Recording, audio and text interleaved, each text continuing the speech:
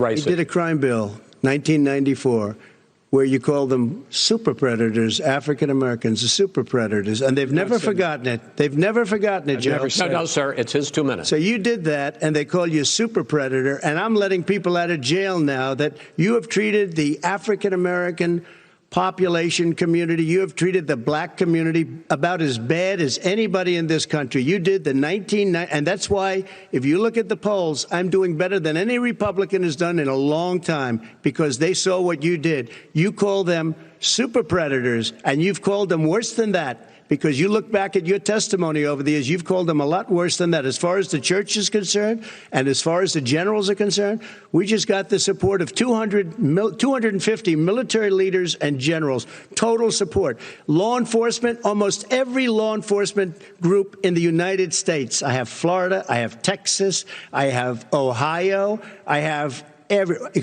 Portland. The sheriff just came out today, and he said, I support President Trump. I don't think you have any law enforcement. You can't even say the word law enforcement, because if you say those words, you're going to lose all of your radical left supporters.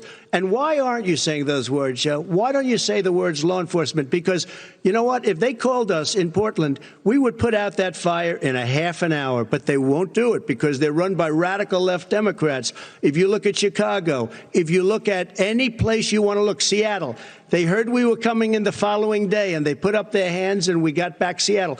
Minneapolis, we got it back, Joe, because we believe in law and order, but you don't. The top 10 cities and just about the top 40 cities are run by Democrats and, in many cases, radical left. And they've got you wrapped around their finger, Joe, to a point where you don't want to say anything about law and order. And I'll tell you what, the people of this country want and demand law and order, and you're afraid to even say it.